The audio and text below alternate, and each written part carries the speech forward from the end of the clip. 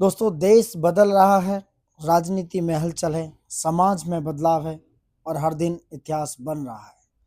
नमस्कार दोस्तों, आप देख रहे हैं यूपीएससी 9, जहां राष्ट्रीय परिदृश्य, करंट नोट्स, करंट अफेयर्स और चुनावी परिणाम, चाहे वो बिहार के हों चाहे किसी के भी हों, और देश के राजनीतिक, सामाजिक, धार्मिक, शैक्षणिक घटना एवं विभिन्न मंत्रालयों की घटनाओं पर नजर डालते हुए। तो दोस्तों, सरल और सटीक तरीके से परीक्षा उपयोगी विश्लेषण मिलता है और ये बहुत ही बेहतरीन करंट अफेयर है घटना चक्र का। जितने भी एग्जाम्स हैं, चाहे वो स्टेट पीसीएस हो, एसएससी हो, रेलवे हो, वनडे एग्जाम्स हो, एनटीपीसी है, वगैरह वगैरह, टीचिंग एग्जाम्स हैं, सारे एग्जाम्स के लिए ये करंट अफेयर्स बहुत ही बेहतरीन तरीके से, बहुत ही अच्छे तरीके से बनाया गया है दोस्तों। तो दोस्तों, मिस मत करना, बहुत ही बेहतरीन कंटेंट है। इससे पहले हमने ये वन लाइनर कंप्लीट करा दिया है, जाके आप प्ले लिस्ट में ये वीडियो चेक कर सकते हैं। चलो बात करेंगे फिलहाल बेहतरीन कंटेंट के साथ बिहार विधानसभा जो चुनाव हुए हैं उसके परिणाम की। तो आज बात करेंगे बिहार के जो विधानसभा चुनाव परिणाम 2025 है उसकी डिटेलिंग पर। तो यहाँ से दोस्तों एक क्वेश्चन बनना लाजमी है, तो यहाँ से एक क्वेश्चन को मार्क कर लो कि यहाँ से एक क्वेश्चन आपके एग्जाम में देखने को मिलेगा। जैसा कि आपने देखा दोस्तों, बिहार विधानसभा चुनाव 2025 का चुनाव था। इसने एक नया अध्याय लिखा और सबसे जरूरी बात, ये चुनाव 2 चरणों में हुआ, क्योंकि ये पूछा जा रहा है कई बार, कई जगह ये क्वेश्चन आया हुए हैं कि कितनी जगह कैसे कहां पर चुनाव हुए हैं उनके, जैसे उत्तराखंड में हुआ या कहीं, कितने चरणों में ये चुनाव कराए गए। तो बिहार विधानसभा चुनाव को 2 चरणों में दोस्तों 6 और 11 नवंबर, यहां पर 2 चरणों में ये चुनाव संपन्न कराया गया। और इस चुनाव में एनडीए, दैट इज कॉल्ड राष्ट्रीय जनतांत्रिक गठबंधन, नेशनल डेमोक्रेटिक अलायंस को प्रचंड विजय मिली दोस्तों। बात करें तो दोस्तों 243 सदस्यीय विधानसभा है बिहार की, इसमें एनडीए ने 202 सीटें हासिल की। तो विधानसभा में जो बिहार की सीटें कितनी हैं? 243। ये आंकड़ा बहुत ही ज्यादा जरूरी है। और वहीं विपक्षी महागठबंधन ने मात्र 35 सीटें लेकर खुद को समेट लिया, यानी कि उसको 35 सीटें मिली दोस्तों। चलिए कुछ और फैक्ट पर नजर डालते हैं। इलेक्शन कमीशन की बात माने, बिहार विधानसभा चुनाव में दोस्तों 2025 के चुनाव में जो मतदान का प्रतिशत था वो 67.13% रहा। जो आंकड़े मैं क्लिक कर रहा हूं उनको बखूबी बार बार लिख लो, नोट्स बना लो। तो ये 67.13% वोटिंग परसेंटेज है बिहार की, जो वर्ष 1951 के बाद अब तक का सबसे हाईएस्ट परसेंटेज है। वहीं महिला मतदान की बात करें, जो महिला मतदान है वो पुरुषों से ज्यादा रहा, ऐसा क्वेश्चन बन सकता है। तो बिहार विधानसभा चुनाव में महिला मतदान 71.6% तथा पुरुष मतदान 62.8% रहा। मतलब पुरुषों ने बिहार में कम मतदान दिया। पुरुष जो है, हो सकता है बिहार मतदान से उतने ज्यादा खुश नहीं दिखे। वहीं दोस्तों बात करें बिहार में एसआईआर के दौरान अंतिम मतदाता सूची में कुल 7,45,26,845 मतदाता थे। वहीं चुनाव परिणाम के अनुसार एनडीए ने 202 सीटें के साथ ऐतिहासिक जीत दर्ज की है, मैंने ऊपर भी बताया। ठीक है, बाकी आप देख सकते हो भाजपा ने 89 और जदयू ने 85 सीटें जीती। एलजेपी ने 19 और एचएएम 5 और उपेंद्र कुशवाहा की पार्टी ने 4 सीटें जीती। Not so much important. चलिए, वहीं राजद को इतनी सीटें मिली। अब आते हैं एक और इंपोर्टेंट चीज पर। प्रशांत किशोर, जो पहली बार उनकी जन स्वराज पार्टी थी, तो प्रशांत किशोर जी को जन स्वराज पार्टी को एक भी सीट नहीं जीती, उन्होंने एक भी सीट नहीं जीत सके। जबकि अगर बात करें इनके मैनिफेस्टो में दोस्तों, बात करें प्रशांत किशोर जी का जो मैनिफेस्टो था वो बहुत ही ज्यादा बेहतरीन तरीके से था। एजुकेशन की बात थी, वहां इंडस्ट्री की बात थी। मतलब ये मैनिफेस्टो काफी अच्छे तरीके से इन्होंने बनाया हुआ था, फिर भी इनकी पार्टी जन स्वराज एक भी सीट नहीं प्राप्त कर सकी। वहीं बात करें लोक गायिका मैथिली ठाकुर, जो कि बीजेपी से अलीनगर सीट से विजयी रही, ये याद रखना। कौन सी सीट से रही है? अलीनगर सीट से। वहीं बात करें दोस्तों, मैथिली ठाकुर इस जीत के साथ ही बिहार की सबसे युवा विधायक बन गई है। इसलिए थोड़ा इंपोर्टेंट हो जाता है कि मैथिली ठाकुर इस जीत के साथ क्या बिहार की सबसे युवा विधायक बन चुके हैं दोस्तों। Good point. वहीं रुपौली सीट से जनता दल यानी कि यूनाइटेड के कलाधर प्रसाद मंडल ने सबसे अधिक मार्जिन करीब 73,572 वोटों से जीत को हासिल किया। जबकि संदेश सीट से जनता दल यानी कि यूनाइटेड के ही राधाचरण साहा ने सबसे कम मार्जिन यानी कि 27 वोटों से जीत हासिल की दोस्तों। वहीं आरजेडी को सर्वाधिक अगर परसेंटेज देखें तो 23% मत प्राप्त हुए, जबकि भारतीय जनता पार्टी को 20.08% दोस्तों 20.08% तथा जनता दल यूनाइटेड को 19.25% वोट मिला। 20 नवंबर 2025 को नीतीश कुमार जी ने, ये आंकड़ा बहुत इंपोर्टेंट है, 10वीं बार बिहार के मुख्यमंत्री दोस्तों, कौन से, ये इंपोर्टेंट है, 10वीं बार बिहार के मुख्यमंत्री पद की शपथ ली, 10वीं बार बिहार के मुख्यमंत्री पद की शपथ ली नीतीश कुमार जी ने, और बिहार के सबसे लंबे समय तक सेवा करने वाले मुख्यमंत्री बन गए हैं नीतीश कुमार जी। उनके साथ ही सम्राट चौधरी तथा विजय कुमार सिन्हा ने उप मुख्यमंत्री यानी कि डिप्टी सीएम का पद संभाल लिया है, डिप्टी चीफ मिनिस्टर बन गए दोस्तों। वही बात करें निर्वाचन क्षेत्रों की संख्या की, तो निर्वाचन क्षेत्रों की संख्या की बात करें, फर्स्ट में 121 सीटें थी और सेकंड में 122। इसको मतदान की तिथि यहाँ फर्स्ट वाले की 6 नवंबर मैंने ऊपर बताया और दूसरे वाले की 11 नवंबर, और जो मतगणना की तिथि है वो थी 14 नवंबर 2025। मतगणना की तिथि 14 नवंबर 2025 थी दोस्तों। 14 नवंबर 2025 को क्या हुआ, यहाँ पर वोट खुले दोस्तों। ठीक है, ये हो गया। यहां से एक क्वेश्चन बन जाएगा, ये बहुत ही बेहतरीन डेटा है, मिस मत करना। अब आते हैं दिल्ली के लाल किले विस्फोट पर। तो दिल्ली के लाल किले के पास भीषण विस्फोट कब, कैसे, क्यों हुआ, सारी चर्चा करते हैं। दिन था दोस्तों 10 नवंबर 2025 का। 10 नवंबर 2025 की शाम पुरानी दिल्ली के लाल किले के पास एक धीमी गति से कार में विस्फोट हुआ, करीब शाम के 6:52। ठीक है, ये लाल किला मेट्रो स्टेशन के पास एक ट्रैफिक सिग्नल पर हुए इस विस्फोट में करीब 15 लोगों की मौत हो गई और लगभग 20 लोग घायल माने जाते हैं। दिल्ली के लाल किले के पास दोस्तों 10 नवंबर 2025 को ये आंकड़ा पूछा जा सकता है, आंकड़ा नहीं पूछा जाएगा बशर्ते ये डेट पूछी जा सकती है। 10 नवंबर 2025 की शाम हुए कार विस्फोट को एक आतंकी घटना माना है। एनआईए की जांच कर रही है दोस्तों। 11 नवंबर तक जांचकर्ताओं ने संदिग्ध की पहचान डॉक्टर उमर नबी के रूप में की है। ठीक है, तो वो याद रखना, डेट 10 नवंबर वो ज्यादा इंपोर्टेंट है। दूसरी बात, फरीदाबाद के धौज और फतेहपुर तगा गांव में 2 घरों से करीब 2,900 किलोग्राम से अधिक अमोनियम नाइट्रेट, याद रखना नाम, अमोनियम नाइट्रेट और अन्य विस्फोटक सामग्री बरामद की गई। और ये अमोनियम नाइट्रेट दोस्तों क्या है, विस्फोटक बनाने के काम आता है।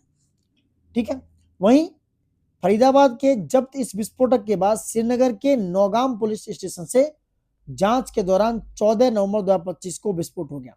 तो ये पूछा जा सकता है करीब 4 दिन बाद नौगाम पुलिस स्टेशन में जांच के दौरान 14 नवंबर 2025 को कहां पर, फरीदाबाद से जब्त, जब ये विस्फोट किया गया था, सॉरी ये विस्फोटक जब्त किया गया तो श्रीनगर में विस्फोट देखने को मिला। ठीक है, अब बात करते हैं केरल की। केरल दोस्तों चरम गरीबी मुक्त राज्य घोषित किया जा चुका है। केरल को चरम गरीबी से मुक्त राज्य डिक्लेयर किया गया। केरल के मुख्यमंत्री हैं पिनराई विजयन। इन्होंने 1 नवंबर 2025 को केरल पिरवी के अवसर पर विधानसभा के एक विशेष सत्र में राज्य को चरम गरीबी मुक्त, क्या बोलते हैं, चरम गरीबी मुक्त घोषित किया है दोस्तों। इस प्रकार केरल ऐसा करने वाला भारत का पहला राज्य बन गया है। तो केरल कौन सा, भारत का दोस्तों पहला राज्य बन गया है। कौन सा, पहला राज्य बन गया है, याद रखना। ठीक है, पिनराई विजयन ने इस वर्ष के केरल के लिए एक नया युग का जन्म बताया है, एक नए युग का जन्म बताया दोस्तों। ठीक है, यूपीएससी ने इनका करंट अफेयर देख रहे हैं दोस्तों। अगर आपको करंट अच्छा लग रहा है तो प्लीज ज्यादा से ज्यादा लाइक शेयर सब्सक्राइब करें। Good point. चलिए कुछ और बात करते हैं। अब बात करेंगे चरम गरीबी उन्मूलन परियोजना की। तो चरम गरीबी जो उन्मूलन परियोजना है उस पर चर्चा करते हैं कि ये चरम गरीबी उन्मूलन परियोजना क्या है। इस चरम गरीबी उन्मूलन परियोजना को दोस्तों हम अपनी भाषा में कहते हैं एक्सट्रीम पॉवर्टी इरेडिकेशन प्रोजेक्ट। क्या कहते हैं, एक्सट्रीम पॉवर्टी इरेडिकेशन प्रोजेक्ट कहते हैं दोस्तों। Got my point. अब इसकी बात करें, इसका क्रियान्वयन दोस्तों, इसका क्रियान्वयन, ठीक है, तो एक्सट्रीम पॉवर्टी इरिडिकेशन जो प्रोजेक्ट है, इसकी बात करते हैं। एक्सट्रीम पॉवर्टी, ये पी भाई लिखने में बड़ा दिक्कत होती है। एक्सट्रीम पॉवर्टी इरिडिकेशन प्रोजेक्ट, ठीक है, इसकी बात कर रहे हैं। तो ये क्या है, इसका क्रियान्वयन वर्तमान वाम लोकतांत्रिक मोर्चा, जिसे बोलते हैं लेफ्ट डेमोक्रेटिक फ्रंट ने 2021 में हुई पहली मंत्रिमंडल की बैठक थी, उसमें एक निर्णय लिया, उसके तहत शुरू किया गया था चरम गरीबी उन्मूलन परियोजना। और किसने किया? केरल गवर्नमेंट ने। याद रखना किसने किया दोस्तों, ये केरल गवर्नमेंट ने अपने आप को चरम गरीबी उन्मूलन से मुक्त कर दिया है। इसका काम क्या है दोस्तों? भोजन, स्वास्थ्य, आवास और आय को अत्यधिक गरीबी की पहचान के लिए मुख्य कारक मानते हुए प्रत्येक परिवार के लिए सूक्ष्म योजना यानी कि माइक्रो प्लान्स तैयार किए गए। माइक्रो प्लान्स तैयार किए गए। यहां समझो बात, भोजन यानी कि जो भोजन, फूड, हेल्थ, आवास यानी कि हैबिटेशन, और आय, इनकम को अत्यधिक गरीबी की पहचान के लिए मुख्य कारक मानते हुए प्रत्येक परिवार के लिए सूक्ष्म योजनाएं यानी कि छोटे छोटे प्लान्स, माइक्रो प्लान्स तैयार किए गए हैं इस एक्सट्रीम पॉवर्टी इरिडिकेशन प्रोजेक्ट में। दोस्तों, अत्यधिक गरीबी की बात करें कि एक्सट्रीम पॉवर्टी की पारंपरिक परिभाषा, जो डेफिनेशन है एक्सट्रीम पॉवर्टी की, वो क्या है? वर्ल्ड बैंक के अकॉर्डिंग, याद रखना ये मेंस में भी काम आएगी, वर्ल्ड बैंक के अकॉर्डिंग अंतरराष्ट्रीय गरीबी रेखा पर आधारित रहती है। जो इंटरनेशनल पॉवर्टी लाइन है उस पर आधारित रहती है। वहीं जून 2025 से यह $3 पर डे, याद रखना यह आंकड़ा महत्वपूर्ण है, $3 पर डे से अगर कम है, 2021 के PPP के हिसाब से $3 पर डे से, या इससे पहले ये $2.15 था, और वहीं 2025 से ये $3, जून 2025 से अगर $3 से कम है तो वो गरीबी की, एक्सट्रीम पॉवर्टी की किसमें? रेखा में, यानी गरीबी की रेखा में निर्धारित किया जाएगा, उस लाइन में रखा जाएगा। वहीं नीति आयोग की रिपोर्ट के अनुसार केरल में बहुआयामी गरीबी का स्तर सबसे कम है। नीति आयोग की रिपोर्ट में केरल में जो मल्टी डायमेंशनल पॉवर्टी है वो भी, उसका स्तर बहुत कम है। दोस्तों, गॉट माय पॉइंट? चलिए नेक्स्ट बात करते हैं। मॉडल यूथ ग्राम सभा क्या है? देखिए, नए नए आंकड़े हैं, नई नई करंट अफेयर है, नए नए मॉडल्स हैं। चलिए, संविधान के आर्टिकल की बात करें। संविधान का आर्टिकल अनुच्छेद 243, कौन सा आर्टिकल है? आर्टिकल है आपका 243। ये क्या है, इसकी चर्चा करते हैं। तो अनुच्छेद 243 के तहत ग्राम सभा एक संवैधानिक निकाय है। ग्राम सभा एक कॉन्स्टिट्यूशनल सिस्टम है, कॉन्स्टिट्यूशनल बॉडी है, जो प्रत्यक्ष लोकतंत्र का प्रतीक है, यानी कि एक डायरेक्ट डेमोक्रेसी का सिंबल है। और यहाँ पर सभी वयस्क ग्रामीणों को शासन, विकास योजना और जवाबदेही सुनिश्चित करने का अधिकार देती है।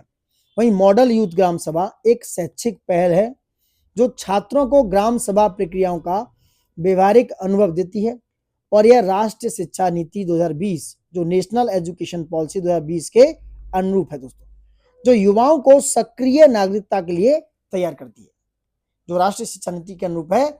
और ये मॉडल यूथ ग्राम सभा क्या है? युवाओं को एक एक्टिव नागरिकता के लिए तैयार करती है। ठीक है। वहीं 30 अक्टूबर 2025 को पंचायती राज मंत्रालय, दोस्तों कौन सी थी? मिनिस्ट्री ऑफ पंचायती राज, ठीक है, मिनिस्ट्री ऑफ पीआर, पंचायती राज द्वारा शिक्षा मंत्रालय तथा जनजातीय कार्य मंत्रालय के सहयोग से, याद रखना ये जो मॉडल यूथ ग्राम सभा, जिसको कहते हैं मॉडल यूथ ग्राम सभा, ठीक है, ये मॉडल यूथ ग्राम सभा को पंचायती राज मंत्रालय द्वारा शिक्षा मंत्रालय यानी कि मिनिस्ट्री ऑफ एजुकेशन और जनजातीय कार्य मंत्रालय, मिनिस्ट्री ऑफ ट्राइबल अफेयर्स के सहयोग से मॉडल यूथ ग्राम सभा की शुरुआत की गई है। पूछा जाए तो मॉडल यूथ ग्राम सभा किस किस के? तो मिनिस्ट्री ऑफ पंचायती राज, और जो छात्रों में नागरिक चेतना और लोकतांत्रिक मूल्यों को विकसित करने का एक अभिनव पहल है। दोस्तों, यह सिमुलेटेड यानी कि काल्पनिक ग्राम सभाओं के माध्यम से संचालित है, जो कि जवाहर नवोदय विद्यालय और एकलव्य मॉडल आवासीय विद्यालयों के छात्रों के लिए है। ठीक है, यहाँ पर देख सकते हो जीएनवी और ईएमआरएस पढ़ सकते हो। यहाँ पर एसटी छात्रों की गुणवत्ता पूर्ण आवासीय शिक्षा देने शिक्षा के लिए स्थापित विद्यालय है, और ये जीएनवी वाले जो जवाहर नवोदय विद्यालय हैं, ये प्रतिभाशाली छात्रों को निःशुल्क आधुनिक आवासीय शिक्षा देने हेतु जो कक्षा 9 से 12 के लिए SC ST सभी छात्राएं BPL वगैरह ये रीड आउट कर लेना अगर आपको लगता है। बट ये याद रखना मॉडल यूथ ग्राम सभा क्या है। ठीक है, चलो आगे बढ़ते हैं। अगर करंट अच्छा लग रहा है तो प्लीज लाइक शेयर सब्सक्राइब जरूर कर लें। चलिए बात करते हैं पीएम सेतु की। पीएम सेतु क्या है दोस्तों?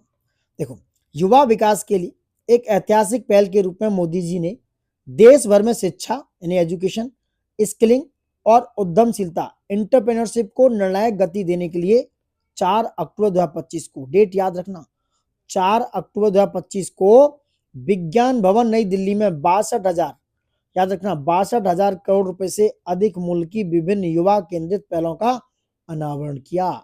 डेट याद रखी जाए, 4 अक्टूबर 2025 को, और कहां पर? विज्ञान भवन नई दिल्ली में। और किसने? पीएम सेतु को मोदी जी ने, याद रखना मोदी जी के द्वारा। ठीक है, इसके साथ प्रधानमंत्री ने 60,000 करोड़ रुपए के निवेश से पीएम सेतु का भी शुभारंभ किया। तो 60,000 करोड़ का निवेश लगाया उन्होंने और पीएम सेतु का भी शुभारंभ कर दिया। ठीक है, और इसमें निवेश कितना है? 60,000 करोड़ रुपए, 60,000 करोड़, 60,000 करोड़ रुपए, 60 के दोस्तों। ठीक है, चलिए कुछ और इंपोर्टेंट देखते हैं, ढूंढते हैं इसमें क्या है। और वहीं दोस्तों बात करें पीएम सेतु के तहत देश भर में 1,000 सरकारी आईटीआई नहीं, आईटीआई का हब एंड स्पोक मॉडल में उन्नयन की परिकल्पना करती है, जिसमें 200 हब आईटीआई और 800 स्पोक आईटीआई शामिल है। ठीक है, वहीं पीएम सेतु भारत के आईटीआई इकोसिस्टम को सरकारी स्वामित्व वाले लेकिन उद्योग प्रबंधन के मॉडल में पुनर्भाषित करेगा, जिसमें विश्व बैंक और एडीबी से वैश्विक सह वित्त पोषण का समर्थन होगा। तो पॉइंट यह है कि पीएम सेतु भारत जो है आईटीआई के इकोसिस्टम को मजबूत करेगा, और इसमें हमें जो फाइनेंस कौन देगा? को फाइनेंस की व्यवस्था हमारे पास वर्ल्ड बैंक और एशियाई डेवलपमेंट बैंक, एशियाई विकास बैंक दोनों हमारा सहयोग करेंगे दोस्तों। अच्छा, इस योजना के तहत क्या क्या होने वाला है? योजना के तहत दोस्तों 5 national skill training institute, number 1 Bhubaneswar में जो उड़ीसा में, चेन्नई तमिलनाडु में, हैदराबाद तेलंगाना, कानपुर उत्तर प्रदेश, तो उत्तर प्रदेश में कानपुर में वो खोला जाएगा, एक लुधियाना पंजाब में होगा। इसका वैश्विक साझेदारियों के साथ सेंटर ऑफ एक्सीलेंस के रूप में मजबूत बनाया जाएगा दोस्तों। Good point. तो यहां तक बहुत ज्यादा इंपोर्टेंट है आईटीआई के लिए पीएम सेतु का, सारी चीजें याद रखना पीएम सेतु के मामले। वहीं पीएम सेतु की योजना प्रथम चरण में राजस्थान के भरतपुर स्थित आईटीआई को हब के रूप में तथा ITI Dholpur, ITI Karauli, ITI Kama और ये सब इनको क्या है? स्पोक संस्थानों के रूप में उन्नत किए जाना प्रस्तावित है। इसका मुख्य फोकस किस पे है पूछा जाए तो इसका मुख्य फोकस रहेगा मैन्युफैक्चरिंग, कृषि और हॉस्पिटलिटी जैसे प्रमुख क्षेत्रों पर इनका मुख्य फोकस रहेगा दोस्तों। Good point. चलिए नेक्स्ट बात करते हैं क्या है इंपोर्टेंट देखते हैं और कुछ खास। अब आते हैं आरएसएस का शताब्दी समारोह। खास इंपोर्टेंट नहीं है तो इसको शायद मेरे हिसाब से स्किप करना बेहतर है। थोड़ी सी न्यूज देखते हैं इसके बारे में। देखो है क्या आरएसएस के बारे में। चलो 1 अक्टूबर 2025 को नई दिल्ली में डॉक्टर अंबेडकर अंतर्राष्ट्रीय केंद्र में पूछा जाएगा, डॉक्टर अंबेडकर अंतर्राष्ट्रीय केंद्र में मोदी जी ने मुख्य अतिथि के रूप में आरएसएस के शताब्दी समारोह में भाग लिया। इस अवसर पर प्रधानमंत्री ने राष्ट्र निर्माण में आरएसएस के योगदानों को रेखांकित करने वाले विशेष रूप से डिजाइन किए गए स्मारक डाक टिकट और 100 रुपए के सिक्के का विमोचन किया। वहीं आरएसएस की स्थापना दोस्तों याद रखना ये इंपोर्टेंट है, ये डॉक्टर केशव बलराम हेडगेवर ने विजयदशमी के शुभ अवसर पर वर्ष 1925 में नागपुर में की थी। ये बहुत ज्यादा इंपोर्टेंट है। वहीं बात करें महाराष्ट्र के वर्धा की समाज सेविका लक्ष्मीबाई केलकर ने डॉक्टर हेडगेवर के विस्तृत विचार विमर्श के उपरांत वर्ष 1936 में राष्ट्र सेविका समिति का शुभारंभ किया। ये दोनों ही डेटा बहुत इंपोर्टेंट है दोस्तों। ठीक है, बाकी का यार जो देखना चाहो देख सकते हो। वहीं 1977 में आपातकाल के बाद भारतीय जनसंघ का जनता पार्टी में विलय हो गया। भारतीय जो जनसंघ था उसका जनता पार्टी में विलय हो गया और 6 अप्रैल 1980 को भारतीय जनता पार्टी का गठन हुआ। ये डेट याद रखना। तो 6 अप्रैल 1980 1980 में 1980 में ये बीजेपी भारतीय जनता पार्टी इसका गठन हो गया और 1977 में स्थापित जनता पार्टी के संस्थापक जयप्रकाश नारायण थे दोस्तों। ठीक है, तो जनता पार्टी में इसका विलय हो गया था भारतीय जनसंघ का और 6 अप्रैल 1980 को भारतीय जनता पार्टी बनकर निकली। Got my point. तो ये आंकड़े बहुत जरूरी है। अब आते हैं नेक्स्ट इंपोर्टेंट न्यूज पर, नक्सल मुक्त भारत अभियान दोस्तों। चलिए क्या है, वामपंथी उग्रवाद LWE, जो बोलते हैं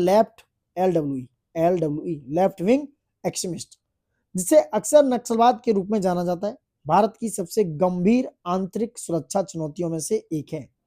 तो भारत की कैसी गंभीर आंतरिक सुरक्षा चुनौतियों में से एक है।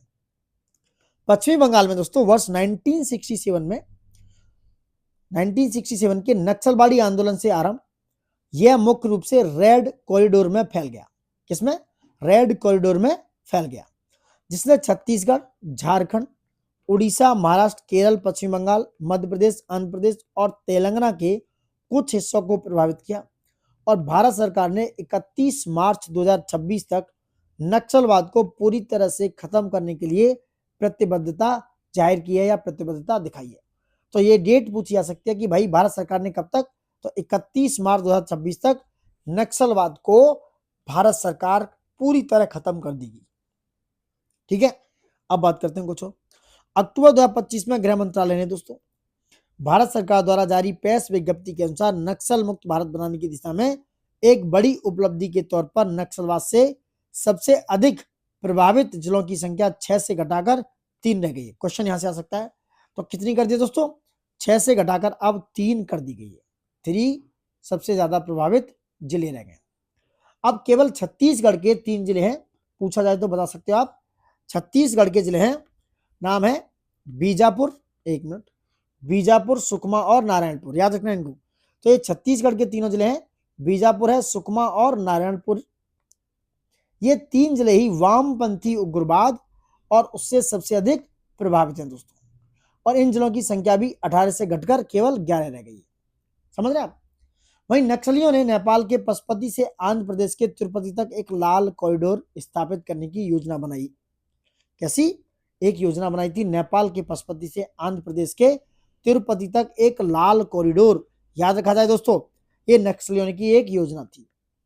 वर्ष 2013 से विभिन्न राज्यों के 126 जिलों में नक्सल संबंधी हिंसा की रिपोर्ट की गई थी, याद रखना ये सारे आंकड़े। वहीं नक्सलियों ने दोस्तों तेलंगाना छत्तीसगढ़ सीमा पर यह करगुट्टालू हिल पर बहुत बड़ा कैंप बनाया था। वहीं अप्रैल मई 2025 में, ये बहुत इंपॉर्टेंट है, अप्रैल से मई 2025 में चले ऑपरेशन ब्लैक फॉरेस्ट। कौन सा ऑपरेशन था? ये ऑपरेशन था ब्लैक फॉरेस्ट दोस्तों। कौन सा? Black forest. इस ब्लैक फॉरेस्ट में उनके इस कैंप्स को नष्ट कर दिया गया। तो ऑपरेशन ब्लैक फॉरेस्ट चला गया और करगट्टालू हिल पर जो सबसे बड़ा कैंप था तेलंगाना छत्तीसगढ़ की सीमा पर, उसको ऑपरेशन ब्लैक फॉरेस्ट के दौरान नष्ट कर दिया गया दोस्तों। वही मोदी जी ने 2 अक्टूबर 2024 को झारखंड से धरती आबा जनजातीय ग्राम उत्कर्ष अभियान की शुरुआत की। ठीक है, ये याद रखना। कहां से? 2 अक्टूबर 2024 से, ये याद रखना। अब बात करेंगे नमो सेमीकंडक्टर लेबोरेटरी, बहुत इंपोर्टेंट है। नमो सेमीकंडक्टर लेबोरेटरीज क्या है? केंद्रीय इलेक्ट्रॉनिक और सूचना प्रौद्योगिकी मंत्री हैं, मैं इसको कहता हूं mighty, ministry of EITY, mighty. ठीक है, माइटी ऐसे करके। तो मंत्री हैं अश्विनी वैष्णव जी, इन्होंने अक्टूबर 2025 में, रिसेंटली न्यूज है, IIT भुवनेश्वर में नमो सेमीकंडक्टर लेबोरेटरी की स्थापना की मंजूरी दोस्ती। ठीक है, और यह वित्त पोषण MP लैड योजना के तहत किया जाएगा और इसकी अनुमानित लागत है 4.95 करोड़ रुपए, 4.95 करोड़ रुपए। तो अक्टूबर 2025 में IIT भुवनेश्वर में नमो सेमीकंडक्टर लेबोरेटरी, ठीक है, और MP लैड्स जो योजना है उसके तहत, और इसकी लागत है 4.95 करोड़। जो MP लैड योजना है दोस्तों, ये वाली MP लैड्स, उस योजना के तहत इसको भरपूर तरीके से किया गया है। MP लैड योजना को, MP लैड योजना को किया गया दोस्तों। ठीक है, चलिए MP लैड योजना की बात हो रही है। नमो सेमीकंडक्टर लैब भारत के, नमो सेमीकंडक्टर लैब भारत के गहरे प्रतिभा भंडार में योगदान देगी दोस्तों। युवाओं को उद्योग तैयार कौशल से सुसज्जित करके ये लैब IIT भुवनेश्वर को सेमीकंडक्टर, कहां पर है? IIT भुवनेश्वर में, याद रखना, IIT भुवनेश्वर में सेमीकंडक्टर अनुसंधान और स्किलिंग के हब के रूप में स्थापित करेगी। ठीक है, यहां पर चिप का विनिर्माण होगा, चिप बनेगी और पैकेजिंग इकाइयों के लिए प्रतिभा विकसित करने में मदद करेगी। चिप बनेगी दोस्तों, चिप। और यह नई लैब मेक इन इंडिया और डिजाइन इन इंडिया पहलों को प्रोत्साहन प्रदान करेगी। ज्ञात हो कि ओडिशा को हाल ही में इंडिया सेमीकंडक्टर मिशन के तहत 2 सेमीकंडक्टर परियोजनाओं की मंजूरी मिली है। इनमें से एक सिलिकॉन कार्बाइड आधारित कंपाउंड सेमीकंडक्टर और एक है आईआईटी भुवनेश्वर में पहले से ही सिलिकॉन कार्बाइड अनुसंधान और नवाचार केंद्र है दोस्तों, आईआईटी भुवनेश्वर में दोस्तों। वहीं बात करें, भारत दुनिया की कुल चिप डिजाइन प्रतिभा का लगभग 20% हिस्सा है। भारत दुनिया की कुल चिप डिजाइन प्रतिभा का 20% हिस्सा है, केवल 20%। काफी ज्यादा महत्वपूर्ण आंकड़ा हो गया है। ठीक है, नेक्स्ट बात करते हैं भारत में अपराध, एनसीआरबी, सीएसआरबी, इन रिपोर्ट पर चर्चा करते हैं। भारत में अपराध की बात करेंगे 2023 में क्या अपराध रहा है। देखो, भारत में अपराध यानी कि क्राइम इन इंडिया रिपोर्ट का प्रकाशन राष्ट्रीय अपराध रिकॉर्ड ब्यूरो, जिसे कहते हैं गृह मंत्रालय के अंडर आती है NCRB, national crime record bureau दोस्तों। ये मिनिस्ट्री ऑफ होम अफेयर के अंडर में काम करती है। इसके द्वारा किया जाता है, यानी एनसीआरबी जितने भी क्राइम हो रहे हैं इंडिया में उनको रिपोर्ट करती है। ठीक है, इस रिपोर्ट के लिए आंकड़े राज्य अपराध अभिलेख ब्यूरो और जिला अपराध अभिलेख ब्यूरो, यानी कि जो स्टेट क्राइम रिकॉर्ड ब्यूरो और डिस्ट्रिक्ट क्राइम रिकॉर्ड ब्यूरो के द्वारा एकत्रित किए जाते हैं। यानी एनसीआरबी के पास डाटा पहुंचता है कहां से, एससीआरबी जो है, एससीआरबी जो स्टेट क्राइम रिकॉर्ड ब्यूरो है, और यह डिस्ट्रिक्ट क्राइम रिकॉर्ड ब्यूरो से, ये यहां से डाटा एनसीआरबी के पास पहुंचता है। ठीक है, क्राइम इन इंडिया का पहला संस्करण वर्ष 1953 से संबंधित है और सितंबर 2025 में जारी रिपोर्ट यह इसका नवीनतम संस्करण है वर्ष 2023 से संबंधित। कब, सितंबर 2025 में। और ये कब का है, ये है 2023 से संबंधित, 2023 से रिलेटेड है आंकड़ा। ठीक है, चलिए बात करते हैं। वहीं आईपीसी और सीएलएल ये इंपोर्टेंट नहीं है, देखते हैं कुछ और क्या मामले हैं, किस राज्य में ज्यादा हुआ उस पर बात करेंगे। ठीक है, चलो यहां आते ये वाला। तो आईपीसी अपराधों में सर्वाधिक आरोप पत्र दाखिल हुए, चार्ज शीट बोलते हैं उसे। तो सबसे ज्यादा कहां हुई, सबसे ज्यादा जो राज्य है वो है केरल। सबसे ज्यादा जो आईपीसी के अकॉर्डिंग सबसे ज्यादा नंबर 1 पर केरल में 95.6%, नंबर 2 पुडुचेरी में 92.5%, नंबर 2, और नंबर 3 आंध्र प्रदेश में 91.6%। ये आईपीसी अपराधों में सर्वाधिक आरोप पत्र दाखिल हुए, यानी कि चार्जशीट दाखिल हुई। नंबर 1 केरल में दोस्तों, और नंबर 2 पुडुचेरी में। ठीक है, और पुडुचेरी के बाद नंबर 3 आंध्र प्रदेश में। 3 जगह सबसे ज्यादा चार्जशीट दाखिल की गई दोस्तों। वहीं प्रति 1 लाख बाल जनसंख्या पर अपराध दर वर्ष 2022 में 36.6 की तुलना में 2023 में बढ़कर 39.9 हो गया। तो अगर माने आंकड़े को तो ये 39.9 हो गया है, करीब 3.3 का आंकड़ा, 3.3 अगर पिछले साल की तुलना में बढ़ चुका है, जो बाल जनसंख्या अपराध दर के मामलों की बात कर रहा हूं दोस्तों। ठीक है, चलिए कुछ और देखते हैं। बीएसएनएल की पूर्णतः स्वदेशी 4G तकनीक, इस पर देखते हैं भाई बीएसएनएल ने क्या तैयार कर दिया, चर्चा करते हैं इस पर भी। चलो, बीएसएनएल की पूर्णतः स्वदेशी 4G टेक्नोलॉजी। देखो वही आंकड़े बता रहा हूं जो बहुत इंपॉर्टेंट है दोस्तों, क्योंकि कई बार ये आंकड़े बहुत गड़बड़ कर देते हैं। ठीक है, इसलिए ज्यादा कुछ, जितना पढ़ो उतना पढ़ो, मल्टीपल टाइम पढ़ो।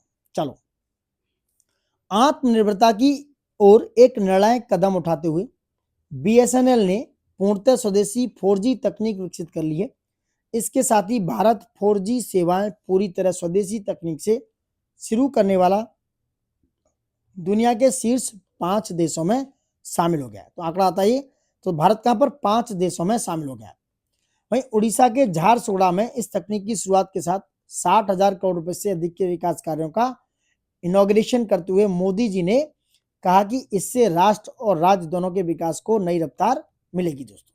ठीक है, वहीं 27 सितंबर 2025 को, कब, 27 सितंबर 2025 को भारत सरकार यानी कि भारत संचार निगम लिमिटेड बीएसएनएल के लिए ये एक ऐतिहासिक दिन रहा। इस दिन देश में स्वदेशी 4G नेटवर्क की शुरुआत हुई और मोदी जी ने उड़ीसा के झारसुगुड़ा से इसका उद्घाटन किया। इसकी लागत है करीब 37,000 करोड़ रुपए और स्वदेशी तकनीक से निर्मित 97,500 से अधिक मोबाइल 4G टावरों को राष्ट्र को समर्पित किया गया।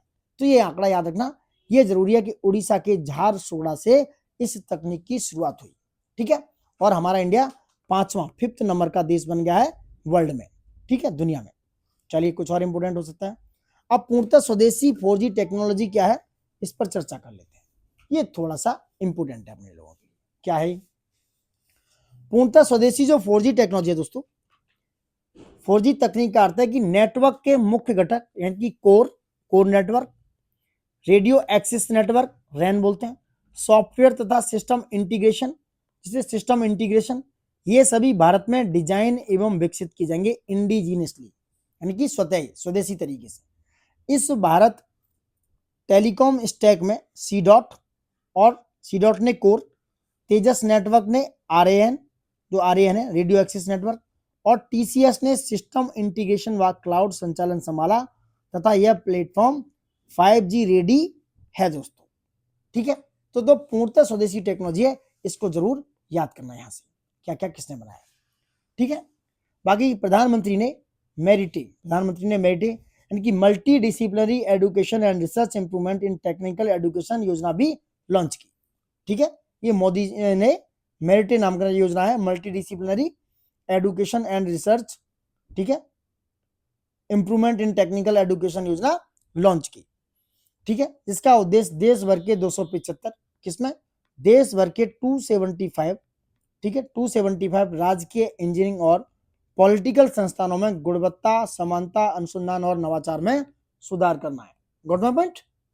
चलिए नेक्स्ट बात करते हैं, रोड एक्सीडेंट इन इंडिया। ठीक है, road accident in India report है, इस पर बात करते हैं दोस्तों।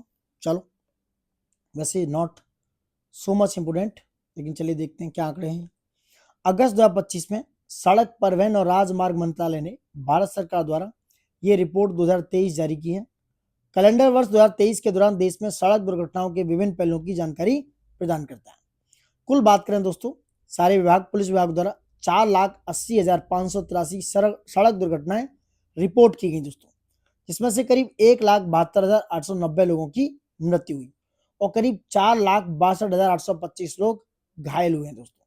ये आंकड़ा याद रखना। और सबसे ज्यादा जो दुर्घटनाएं कहां पर थी इसकी बात करते हैं पहले। ठीक है, चलो, वर्ष 2023 में राष्ट्रीय राजमार्गों पर तमिलनाडु में सबसे अधिक सड़क दुर्घटनाएं दर्ज की गई। कहां पर? तमिलनाडु में। तो सबसे ज्यादा जो सड़क दुर्घटनाएं कहां पर हुई, ये हुई तमिलनाडु में। मैं यहां लिखता हूं, ये तमिलनाडु सबसे ज्यादा तमिलनाडु में दर्ज की गई।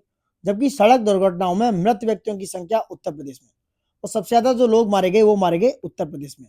सड़क दुर्घटनाओं में जो मारे जाने वाले लोग हैं उनमें सबसे ज्यादा लोग उत्तर प्रदेश में मारे गए। तमिलनाडु में करीब 67,213 दुर्घटनाएं। उसके साथ वर्ष 2023 में सबसे अधिक सड़क दुर्घटनाएं दर्ज की गई। इसके बाद मध्य प्रदेश का स्थान था, नंबर 2 पर है मध्य प्रदेश दोस्तों। यहां नंबर 1 पर तमिलनाडु, नंबर 2 पर मध्य प्रदेश।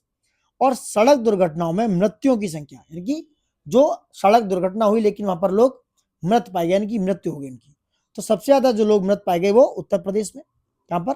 यूपी में पाए गए दोस्तों। नंबर दो पर तमिलनाडु रहा दोस्तों, नंबर 2 पर तमिलनाडु।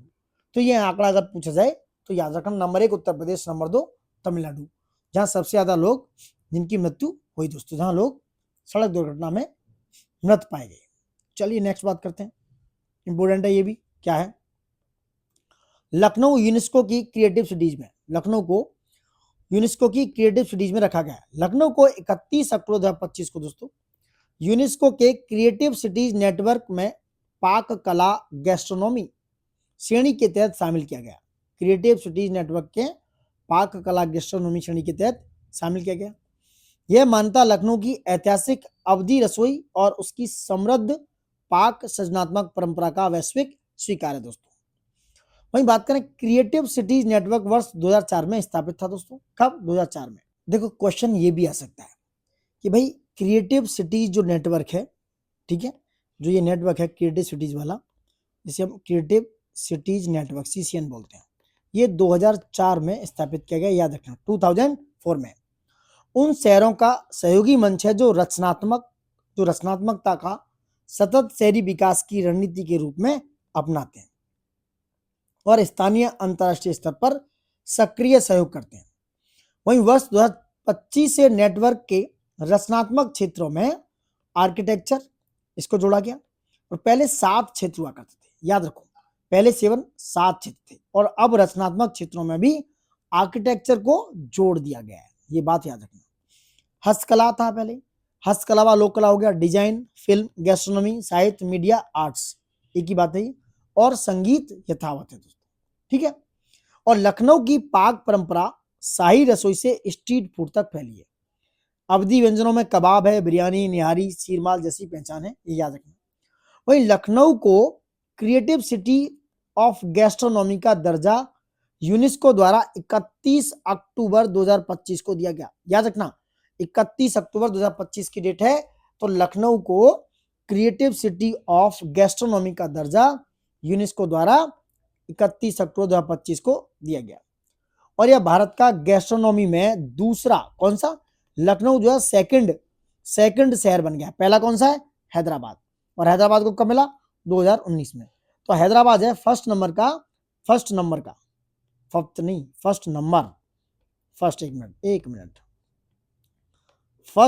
का दोस्तों, और सेकंड नंबर का है लखनऊ, और फर्स्ट है आपका हैदराबाद, जो 2019 में गैस्ट्रोनॉमी के शहर में और गैस्ट्रोनॉमी के रूप में दर्ज हो चुका है। यह घोषणा वर्ष 2025 के 43वें महासम्मेलन में हुई, जो समरकंद उज्बेकिस्तान में। याद रखना ये भी क्वेश्चन, 43वां जनरल कॉन्फ्रेंस हुई कहां पर, समरकंद उज्बेकिस्तान में। वहां पर यह घोषणा हुई कि भाई लखनऊ को, जो लखनऊ है उसको क्या है, क्रिएटिव सिटी ऑफ गैस्ट्रोनॉमी का दर्जा दिया जा चुका है। समरकंद उज्बेकिस्तान में हुई 30 अक्टूबर से 13 नवंबर। ये जो मीटिंग हुई, 43वां महासम्मेलन कौन सा था, 43वां, और 30 अक्टूबर से 13 नवंबर 2025 तक समरकंद उज्बेकिस्तान में आयोजित किया गया। व्हाट माय पॉइंट, मेरी बात समझ रहे होंगे आप। भारत में अब तक कुल 9 शहरों को क्रिएटिव सिटीज नेटवर्क में शामिल किया गया। कितने, 9 शहर हैं, याद रखना। नंबर 1 जयपुर है, जयपुर को हस्तकला व लोक कला के लिए और वर्ष 2015 में, याद रखना। वहीं नंबर 2 है वाराणसी, वाराणसी को संगीत के क्षेत्र में और 2015 में। तो जयपुर और वाराणसी, इनको हस्तकला व संगीत में 2015 में, याद रखना ये डेट, कब, 2015 में। वहीं चेन्नई और मुंबई को, चेन्नई को संगीत के क्षेत्र में 2017 में, और मुंबई को फिल्म के क्षेत्र में 2019 में। और मुंबई और हैदराबाद दोनों को फिल्म, और हैदराबाद को गैस्ट्रोनॉमी और पाक कला के क्षेत्र में 2019 में। श्रीनगर को हस्तकला व लोक कला में 2021, ग्वालियर संगीत में 2023, कोझिकोड साहित्य में 2023। अब अपना यूपी का लखनऊ, इंपोर्टेंट है यूपी के लिहाज से, ये बहुत ज्यादा इंपोर्टेंट है। यूपी की लखनऊ जो कैपिटल है लखनऊ, उसको गैस्ट्रोनॉमी पाक कला में 31 दिसंबर 2025 को क्या है, गैस्ट्रोनॉमी ऑफ का दर्जा दिया जा चुका है, ठीक है। गैस्ट्रोनॉमी का, क्रिएटिव सिटी ऑफ गैस्ट्रोनॉमी का दर्जा दिया जा चुका है। तो ये हो गए 9 शहर दोस्तों, 9 शहर हैं, याद रखना। जयपुर, वाराणसी, चेन्नई, मुंबई, हैदराबाद, श्रीनगर, ग्वालियर, कोझिकोड और केरल, ठीक है। ग्वालियर को संगीत में 2023 में, और कोझिकोड को साहित्य में 2023 में। तो ये ईयर भी थोड़ा याद रखना। ये जो आपके लिए जो टेबल है ना, बहुत महत्वपूर्ण है, इंपोर्टेंट है, इसको करीब रट लो, लिख लो बार बार, ठीक है। चलिए अब आते हैं, साइक्लोन मोथा क्या है। साइक्लोन मोथा यानी चक्रवात मोथा की बात करेंगे, जो 2025 में आया दोस्तों। अक्टूबर 2025 के अंतिम सप्ताह में, अक्टूबर में आया, बंगाल की खाड़ी में, कहा है, बे ऑफ बंगाल में दोस्तों, ठीक है, ओ है ये, बे ऑफ बंगाल में, बंगाल की खाड़ी में बना चक्रवात मोथा उत्तरी आंध्र प्रदेश और दक्षिणी उड़ीसा तट के लिए प्रमुख जोखिम बनकर उभरा, और यह 28 अक्टूबर की रात सीवियर साइक्लोनिक स्टॉर्म्स स्तर पर पहुंचकर 28 से 29 अक्टूबर की आधी रात को काकीनाडा के दक्षिण नरसापुर के निकट तट को पार कर गया, जो काकीनाडा आंध्र प्रदेश में, उस तट को पार कर गया दोस्तों, ठीक है। तो मोथा जो आया, पहले याद रखो, ये अक्टूबर में आया, अक्टूबर 2025 की, ठीक है, 25 है ये, 25। और कहां पर आया, बे ऑफ बंगाल में आया, और किस पर आया, ये आंध्र प्रदेश और उड़ीसा का जो तट है उसके आसपास आया है दोस्तों, ठीक है। चलो और क्या देखते हैं, कुछ और इंपोर्टेंट न्यूज है। वहीं दोस्तों चक्रवात जो मोथा है वो 28 से 29 अक्टूबर 2025 के बीच सबसे अधिक तीव्र हुआ। पूछा जाएगा तो कहां तीव्र हुआ, तो सबसे ज्यादा तीव्र हुआ ये 28 से 29 अक्टूबर के बीच में, सबसे अधिक तीव्र। और काकीनाडा जो आंध्र प्रदेश में है उसके दक्षिण में तथा नरसापुर तट के पास भूमि से टकराया, ठीक है। इसकी गति पूछ सकते हैं, इसकी गति थी 110 किलोमीटर प्रति घंटा आगे के करीब, ठीक है। जो झोंके थे अधिकतम तीव्रता 90 से 100 भी है। और इस तूफान से आंध्र प्रदेश के 600 मिलियन अमेरिकी डॉलर से अधिक का नुकसान हुआ। और मौथा जो है तटीय इलाकों से आगे बढ़ते हुए यह तेलंगाना की ओर पहुंचा, जहां खम्बम, नलगोंडा, वारंगल जैसे जिलों में रिकॉर्ड बारिश दर्ज की गई थी। ठीक है, अक्टूबर में। चलिए अब आते हैं लौह पुरुष सरदार वल्लभ भाई पटेल की 150वीं जयंती की चर्चा करेंगे। 150 जयंती थी, पूछा जा सकता है। तो सरदार पटेल जी की 150वीं जयंती कब? 31 अक्टूबर 2025 को दोस्तों देश भर में सरदार वल्लभ भाई पटेल की 150वीं जयंती मनाएगी। राष्ट्र निर्माण में उनके उल्लेखनीय योगदान को सम्मानित करने के उद्देश्य से केंद्र सरकार ने 2014 में इनके जन्म दिवस को प्रतिवर्ष राष्ट्रीय एकता दिवस के रूप में मनाने की घोषणा की। कब से? 2014 से, याद रखना, ये पूछा जा सकता है 2014 से। ठीक है, वहीं वर्ष 2015 में एक भारत श्रेष्ठ भारत पहल की भी घोषणा की गई। तो एक भारत श्रेष्ठ भारत पहल का भाई 2015 में दोस्तों, 2015 में। ये दोनों ने याद रखना, दोनों डेट्स याद रखना, दोनों ईयर्स याद रखना। वहीं बात करें दोस्तों, सरदार वल्लभ भाई पटेल का जन्म कहां पर हुआ? नडियाद में हुआ। कहां पर? नडियाद में, ये गुजरात में है। और स्वतंत्रता आंदोलन में उनका पहला बड़ा योगदान था वर्ष 1918 में कृषक आंदोलन, जो खेड़ा सत्याग्रह में रहा। उन्होंने सत्याग्रह का नेतृत्व महात्मा गांधी के साथ किया, जो कि सफल रहा। इसके बाद वर्ष 1928 में प्रमुख कृषक आंदोलन बारदौली सत्याग्रह का नेतृत्व किया, और इस बारदौली के बाद इन्हें सरदार की उपाधि दी गई दोस्तों। और इस सत्याग्रह आंदोलन के सफल होने के बाद, जो कि बारदौली गुजरात में एक जगह है, उसकी वहां की महिलाओं ने वल्लभ भाई पटेल को सरदार की उपाधि से सम्मानित किया। वर्ष 1947 में स्वतंत्रता के बाद उन्होंने राष्ट्रीय एकीकरण की प्रक्रिया में महत्वपूर्ण भूमिका निभाई। जो राष्ट्रीय जो था नेशनल इंटीग्रेशन था, 500 से ज्यादा रियासतें थी, देसी रियासतें, और जितनी भी ये रियासत थी करीब 560 से अधिक रियासत, इनको एकीकृत किया। और रियासतों का विलय सुनिश्चित करने के लिए 1947 में मतलब उनका नेतृत्व में स्टेट्स डिपार्टमेंट बनाया गया। ठीक है, ये इनका बहुत बड़ा योगदान है। उनकी अखिल भारतीय सेवाओं को स्टील फ्रेम के रूप में सृजित करने में महत्वपूर्ण भूमिका रही, और उनके निर्णायक नेतृत्व के फलस्वरूप उन्हें लौह पुरुष की संज्ञा दी गई दोस्तों। इसलिए सरदार वल्लभ भाई पटेल को उनके निर्णायक नेतृत्व के लिए, उनके बहुत ही महत्वपूर्ण निर्णय के लिए उन्हें लौह पुरुष की संज्ञा दी गई दोस्तों। ठीक है, अब आते हैं 9वां इंडिया मोबाइल कांग्रेस 2025 कहां हुआ? देखो 8 से 11 अक्टूबर 2025 के मध्य 9वां इंडिया मोबाइल कांग्रेस 2025 का आयोजन कहां पर हुआ? मैं बताता हूं, ये 9वां इंडिया मोबाइल कांग्रेस है, और ये हुआ यशो भूमि में। लिख देता हूं, ये आंकड़ा लिख देता हूं, यशो भूमि में, न्यू दिल्ली में। कहां पर? न्यू दिल्ली में। और 8 से 11 अक्टूबर 2025 को हुआ। 8 से 11 अक्टूबर 2025 के मध्य में हुआ दोस्तों। ठीक है, और यह एशिया का सबसे बड़ा दूरसंचार मीडिया और प्रौद्योगिकी कार्यक्रम है। इस कार्यक्रम का उद्देश्य हितधारक, नवप्रवर्तक तथा उद्योग जगत के नेताओं को एक साथ लाकर भारत के डिजिटल और तकनीकी भविष्य का आकार देना है। और इस 9वां इंडिया जो है, ये इसकी शुरुआत वर्ष 2017 है। ठीक है, इसलिए जो 2025 में हुआ 8 से 11 अक्टूबर में, वो 9वें नंबर का था, 9th था। तो इसकी शुरुआत कब हुई? 2017 में हुई। तो ये सारे जो फैक्ट्स हैं पूछे जा सकते हैं, स्मरणीय रखना, याद रखना। ठीक है, भारत अब दुनिया का 20% मोबाइल उपयोगकर्ता का घर है। ये क्वेश्चन एक बार आया था कि भाई इंडिया में 96 करोड़ से ज्यादा इंटरनेट, ऐसा कुछ क्वेश्चन था, पीसीएस 2025 में आया वो क्वेश्चन है, सॉरी गाइस। तो भारत में अब दुनिया के 20% जो मोबाइल उपयोगकर्ता का घर है, दुनिया के 20% लोग इंडिया में मोबाइल यूज करते हैं। लगभग 1.2 अरब ग्राहक हैं इंडिया में। कितने? 1.2 अरब। कितने हो गए? करीब करीब 120 करोड़ हो गए दोस्तों। ठीक है, 1 अरब में 100 करोड़ होते हैं, तो 120 करोड़। और ये 120 करोड़ हो गए, 120 करोड़ लिख देता हूं, चलो 120 करोड़। वहीं ब्रॉडबैंड उपयोगकर्ता वर्ष 2014 में लगभग 6 करोड़ से बढ़कर वर्तमान में लगभग 97.97 करोड़ हो गए। यही आंकड़ा पूछा गया था। तो 2014 में करीब कितने थे? 6 करोड़। अब हो गए 97.97 करोड़। याद रखना, भारत दुनिया का सबसे बड़ा डिजिटल हाईवे भी बनाया है। भारत ने दुनिया का सबसे बड़ा डिजिटल हाईवे बनाया। इस कार्यक्रम में सेटकॉम शिखर सम्मेलन आयोजित किया गया, और इसका मुख्य विषय था सार्वभौमिक कनेक्टिविटी के लिए अंतरिक्ष नेटवर्क। 2024 में $4.3 बिलियन मूल्य का भारतीय सेटकॉम बाजार वर्ष 2033 में 3 गुना बढ़कर $14.8 बिलियन हो जाएगा। तो $14.8 बिलियन कब होगा? 2033 में दोस्तों, याद रखना, ठीक है। वहीं ITU इंटरनेशनल टेलीकम्युनिकेशन यूनियन के सहयोग से AI for good impact India सम्मेलन का आयोजन किया गया। तो AI for good impact India सम्मेलन का आयोजन किसके सहयोग से किया गया? ITU। ये ITU क्या? यह इंटरनेशनल टेलीकम्युनिकेशन के सहयोग से, और हमारे यहाँ दूर संचार जो विभाग है, डिपार्टमेंट ऑफ टेलीकम्युनिकेशन के सहयोग से, ठीक है। वहीं नोवा इंडिया मोबाइल कांग्रेस 2025 की बात करें, इसका मुख्य विषय था इनोवेट टू ट्रांसफॉर्म। क्या है?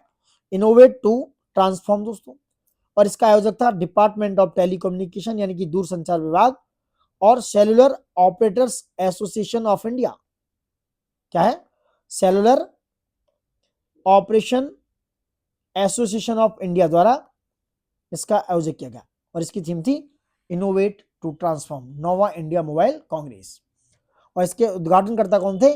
मोदी जी, हमारे PM साहब, ठीक है। और ये कब शुरुआत हुई इसकी? 2017 में, और ये 9वें नंबर का दोस्तों, ठीक है। चलो और कुछ आंकड़े, चलिए बात करते हैं।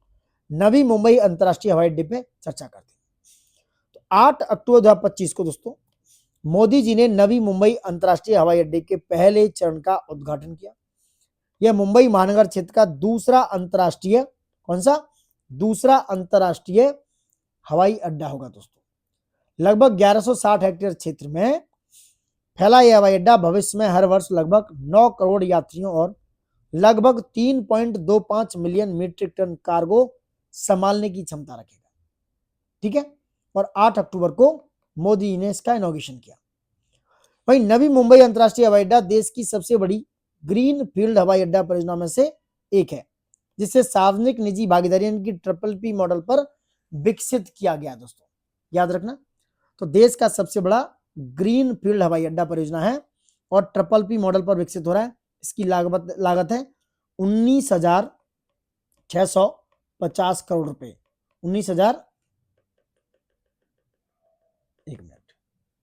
19,650 करोड़ रुपए, ये इतनी CR इसकी लागत है। इस हवाई अड्डे में अनूठी ऑटोमेटेड पीपल मूवर APM प्रणाली होगी। कौन सी? APM, जो ऑटोमेटेड पीपल मूवर प्रणाली होगी, जो एक पारगमन प्रणाली है जो सभी 4 यात्री टर्मिनलों को जोड़कर इंटर टर्मिनल आवागमन को सुविधाजनक बनाएगी। साथ ही शहर की ओर जाने के लिए लैंडस्लाइड APM कनेक्टिविटी भी दी जाएगी। तो ये आंकड़े याद रखना, 19,650 करोड़, 9 करोड़ यात्रियों को संभालेगा। 8 अक्टूबर को इनोवेशन किया, नवी मुंबई में है। पहले चरण का उद्घाटन मोदी जी ने कर दिया है दोस्तों, ठीक है।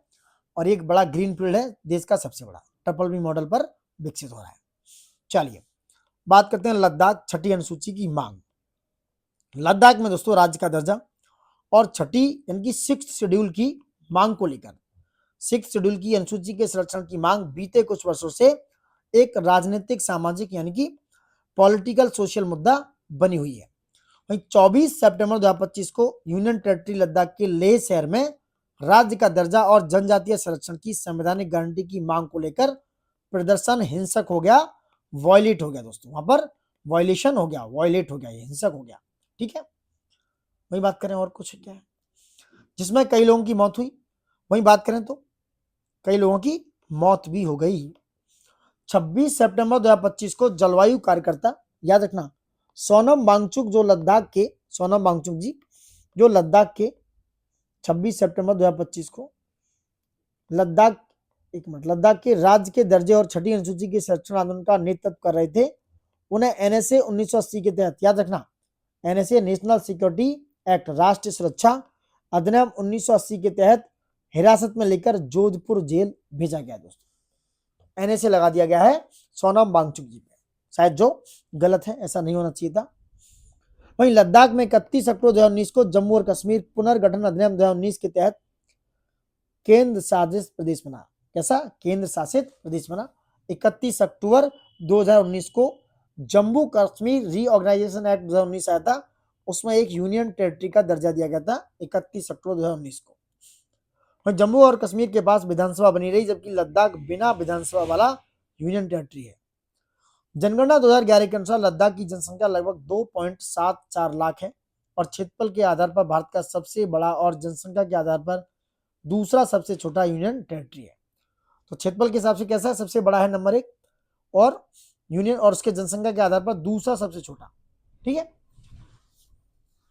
तो वहीं 2019 में जम्मू कश्मीर से अलग होने के बाद से लद्दाख में लगातार विरोध होता रहा है। मार्च 2024 में सोनम वांगचुक ने 21 दिवस का अनशन कर छठी अनुसूची के संरक्षण और राज्य के दर्जे की मांग की थी। तो मार्च 2024 में सोनम वांगचुक ने 21 दिन का अनशन डाला और छठी अनुसूची जो 6th शेड्यूल है हमारे कॉन्स्टिट्यूशन है उसकी संरक्षण और राज्य के दर्जे की मांग की थी। अब मैं आपको बता दूं कॉन्स्टिट्यूशन प्रावधान क्या है, छठी अनुसूची क्या प्रदान करती है, इस पर चर्चा करते हैं। ये थोड़ा ज्यादा इंपॉर्टेंट है। देखो, इंडियन कॉन्स्टिट्यूशन में भारतीय संविधान के अनुच्छेद 244(2) और अनुच्छेद 275(1) में दोस्तों, ठीक है, इनके तहत सक्षम की गई छठी अनुसूची का उद्देश्य है कि जनजातीय आबादी को स्वायत्त शासन व्यवस्था के माध्यम से संरक्षित करना है। ये इस छठी अनुसूची के प्रावधान है। जो जनजाति है, ट्राइब जो आबादी है, जो ट्राइबल पॉपुलेशन है दोस्तों, उसको ऑटोनोमस गवर्नेंस की व्यवस्था के माध्यम से संरक्षित करना है, कंजर्व करना है और संचालन करना है। और ये दोनों आर्टिकल हैं 244(2) और 275(1), ये छठी अनुसूची को सपोर्ट करते हैं। What my point. चलिए बात करते हैं राष्ट्रीय गीत वंदे मातरम के 150 वर्ष। बहुत ही बेहतरीन है ये करंट अफेयर, थोड़ा मजेदार भी है। चलिए, 1 अक्टूबर 2025 को केंद्रीय मंत्रिमंडल ने राष्ट्रगीत वंदे मातरम के 150 वर्ष पूर्ण होने पर जश्न मनाया और यह राष्ट्रगीत वंदे मातरम की रचना 1875 में कब हुई, तो वंदे मातरम की रचना हुई 1875 में दोस्तों। बंकिम चंद्र चटर्जी जो है, किसके द्वारा, बंकिम चंद्र चट्टोपाध्याय ने संस्कृत में की थी। क्वेश्चन यहां पूछा जाएगा किसमें की, तो ये की थी संस्कृत में, संस्कृत में की। मैं लिख किस ले रहा हूं क्योंकि आपको याद रखे जी संस्कृत लिखा था। यह गीत उनके उपन्यास एक नोवेल है आनंद मठ में सम्मिलित है और यह गीत भारत भूमि की वंदना है और उपन्यास आनंद मठ में इसके पाठ के कारण यह जन आंदोलन के साथ गहरे स्तर पर जुड़ गया था। वहीं 1896 में यह पहला राजनीतिक अवसर था। कब, 1896 में दोस्तों, 1896 में पहला अवसर था। यह गीत कलकत्ता, यानी कि जो अब कोलकाता बन गया है, में आयोजित भारतीय राष्ट्र कांग्रेस के 12वें वार्षिक अधिवेशन में गाया गया। कब, आईएनसी के 12वें वार्षिक अधिवेशन में जो 1896 में हुआ और इसकी अध्यक्षता किसने की, दादा भाई नौरोजी ने, दादा भाई नौरोजी ने। और सॉरी ये सॉरी रहमतुल्लाह ने, गलत हो गया, सॉरी इसकी अध्यक्षता इन्होंने की, ये की थी दादा भाई नौरोजी ने, मैं गलत बोला। इस अधिवेशन की अध्यक्षता रहमतुल्लाह एम सयानी ने की थी, जो 12वां वार्षिक अधिवेशन था जिसमें यह वंदे मातरम गीत गाया गया। बंकिम चंद्र चट्टोपाध्याय का संस्कृत भाषा में है और 1896 में इसकी अध्यक्षता की थी दोस्तों 1896 में कोलकाता में रहमतुल्लाह एम सयानी ने। और राष्ट्रगीत गाने का समय था लगभग 1 मिनट 9 सेकंड। जैसे कि हमारा जनगण मन हम 52 सेकंड में गाते हैं, तो इसका था 1 मिनट 9 सेकंड, यानी कि 69 सेकंड। याद रखना, पूछा जा सकता है। इस गीत ने भारतीय स्वतंत्रता सेनानियों को प्रेरित किया और वंदे मातरम का नारा देश की स्वतंत्रता के संघर्ष के समय राष्ट्र आंदोलनकारियों व नेताओं का मूल मंत्र था। और सबसे बड़ी बात यह पूछी जा सकती है, इस गीत का अंग्रेजी अनुवाद अरविंदो घोष ने किया था। अंग्रेजी में ट्रांसलेट किसने किया, अरविंदो घोष जी ने किया दोस्तों। ठीक है, तो ये राष्ट्र परिदृश्य कंप्लीट हो चुका है। अब बात करेंगे राष्ट्र परिदृश्य, ये भी है लेकिन ये विभिन्न मंत्रालयों की घटनाओं पर नजर डालते हुए करंट्स के बेहतरीन नोट्स हैं। देश की political, socio, religious and educational events जो इस घटनाक्रम से जुड़े हुए हैं और इस करंट अफेयर से जुड़े हुए हैं, उनकी देशव्यापी चर्चा हम आपके साथ करेंगे और एक एक घटना को आपके समकक्ष प्रस्तुत करेंगे दोस्तों। ठीक है, भारत के उपराष्ट्रपति का चुनाव हुआ है, इस पर चर्चा करते हैं। चलिए, बहुत ही बेहतरीन कंटेंट है और इस सितंबर में हुआ चुनाव है, उसकी चर्चा करेंगे। एक एक चीज को आपके साथ बहुत बेहतरीन तरीके से डिस्कस किया जाएगा। अगर सेशन अच्छा लग रहा है तो बराबर से लाइक और बराबर से शेयर कर दें और एक लाइक तो इस पर ठोक दें दोस्तों। ठीक है, और अगर चाहते हैं तो एक कमेंट जरूर दे दें। चलिए बात करते हैं। देखिए, 9 सितंबर 2025 का मामला है। भारत के उपराष्ट्रपति पद का चुनाव हुआ और इस चुनाव में दोस्तों राष्ट्रीय जनतांत्रिक गठबंधन यानी एनडीए, सब तरफ एनडीए है, इसके उम्मीदवार थे सीपी राधाकृष्णन, देश के 15वें उपराष्ट्रपति चुने गए। कौन से? देश के 15वें वाइस प्रेसिडेंट चुने गए दोस्तों, याद रखना। सीपी राधाकृष्णन जी देश के 15वें उपराष्ट्रपति चुने गए। उन्होंने विपक्षी इंडिया ब्लॉक के उम्मीदवार जो उच्चतम न्यायालय के यानी कि सुप्रीम कोर्ट के पूर्व न्यायाधीश थे, पूर्व कौन थे? जज थे। इनका नाम है न्यायमूर्ति बी सुदर्शन रेड्डी। ये आ सकता है क्वेश्चन कि भाई जो 15वें उपराष्ट्रपति बने हैं सीपी राधाकृष्णन, जो एनडीए से हैं, इन्होंने किसको हराया? तो न्यायमूर्ति बी सुदर्शन रेड्डी जी को हराया, तो सुप्रीम कोर्ट के एक्स जस्टिस रह चुके हैं, जो कि इंडिया ब्लॉक से थे। वहीं 12 सितंबर 2025 को सीपी राधाकृष्णन जी ने उपराष्ट्रपति पद की शपथ ग्रहण की। मुझे कमेंट बॉक्स में ये बताओ कि भैया उपराष्ट्रपति को शपथ कौन दिलाता है? शपथ कौन दिलाता है दोस्तों, बताओ। ये प्रेसिडेंट साहब ही शपथ दिलाते हैं इनको, ठीक है। चलिए, उपराष्ट्रपति चुनाव परिणामों में सीपी राधाकृष्णन ने 452 प्रथम बार, ये सब देख लेना, बहुत ज्यादा मेरे को नहीं लगता इंपोर्टेंट है। अब बात करते हैं सीपी राधाकृष्णन जी के बारे में। इनका जन्म 4 मई 1957 को तमिलनाडु के रहने वाले हैं, तिरुपुर में हुआ। यह भारतीय जनता पार्टी के वरिष्ठ नेता व 2 बार कोयम्बटूर तमिलनाडु से सांसद रह चुके थे। फरवरी 2023 से जुलाई 2024 तक झारखंड के राज्यपाल रहे। ये याद रखना डाटा, फरवरी 2023 से जुलाई 2024 तक, ठीक है। फरवरी 2023 से जुलाई 2024 तक वो झारखंड के गवर्नर है और अतिरिक्त कारबार और तेलंगाना और पुडुचेरी के भी गवर्नर रह चुके हैं। जुलाई 2024 से वे महाराष्ट्र के राज्यपाल थे, जिसके बाद उन्हें एनडीए ने उपराष्ट्रपति का उम्मीदवार बना दिया। उल्लेखनीय है कि उपराष्ट्रपति का पद 21 जुलाई 2025 से रिक्त था। पूछा जाएगा तो ये 21 जुलाई 2025 से ये पद उपराष्ट्रपति जी का खाली था, क्योंकि जगदीप धनखड़ साहब ने स्वास्थ्य कारणों का उल्लेख करते हुए इस्तीफा दे दिया था। अब बात करेंगे उपराष्ट्रपति जी से संबंधित संवैधानिक प्रावधान, हमारे कॉन्स्टिट्यूशन प्रावधान क्या है। देखो, भारत के लिए एक उपराष्ट्रपति का पद देश का दूसरा उच्चतम संवैधानिक पद है। दूसरा, सेकंड नंबर का राष्ट्रपति जी के बाद सेकंड हाईएस्ट कॉन्स्टिट्यूशनल पद है। इनका कार्यकाल 5 वर्ष की अवधि तक होता है और वाइस प्रेसिडेंट साहब अपने पद का त्याग भारत के राष्ट्रपति को रिजाइन कर इन्हीं को रिजाइन देकर कर सकते हैं। और उपराष्ट्रपति को राज्यसभा के ऐसे संकल्प द्वारा पद से हटाया जा सकता है जिसे राज्यसभा के तत्कालीन सदस्यों के बहुमत ने पारित किया हो और जिससे लोकसभा सहमत हो। इस प्रयोजनार्थ संकल्प को केवल तभी उपस्थित किया जा सकता है जबकि इस आशय की सूचना कम से कम 14 दिन पहले दी गई हो। वहीं उपराष्ट्रपति दोस्तों राज्यसभा का पदेन सभापति होता है, ऐसा आर्टिकल 64 में भी गिवन है, जो कॉन्स्टिट्यूशन का है। तो उपराष्ट्रपति जो है राज्यसभा के पदेन सभापति होते हैं, एक्स ऑफिशियो मेंबर होते हैं। वहीं उपराष्ट्रपति राष्ट्रपति की मृत्यु, पदत्याग या पद से हटाए जाने या अन्य कारणों से हुई राष्ट्रपति के पद की नैमित्तिक रिक्त की स्थिति में नए राष्ट्रपति का यथाशीघ्र निर्वाचन होने तक, जो किसी भी स्थिति में रिक्त होने की तारीख से 6 माह के बाद नहीं होगा, राष्ट्रपति के रूप में कार्य करता है। समझ गए? तो राष्ट्रपति जो है, अगर राष्ट्रपति जी की मृत्यु हो गई है या पद से त्याग दे दिया उन्होंने, पद से हटाए गए हैं या कोई और कारण हो सकता है, तो वो क्या करेंगे, राष्ट्रपति के रूप में काम कर सकते हैं दोस्तों। ठीक है, चलिए और कुछ और देखते हैं। जब राष्ट्रपति अनुपस्थित हैं, बीमार हैं या अन्य किसी कारण से अपने कर्तव्यों का, अपनी ड्यूटी का निर्वहन करने में असमर्थ हो, तब उपराष्ट्रपति राष्ट्रपति द्वारा अपना कार्यभार पुनः ग्रहण करने तक उसके कर्तव्यों का निर्वहन करता है। इस अवधि के दौरान उपराष्ट्रपति को राष्ट्रपति की सभी शक्तियां, उन्मुक्तियां, विशेषाधिकार प्राप्त होते हैं और वह राष्ट्रपति की संदेह परिलिप्तियां तथा भत्ते प्राप्त करता है। मतलब उनको वेतन भत्ते एज ए राष्ट्रपति मिलते हैं, फिर वो वाइस प्रेसिडेंट की तरह काम नहीं करते।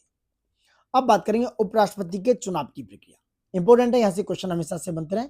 2025 में भी एक क्वेश्चन आया हुआ है यूपीपीसीएस में खासकर।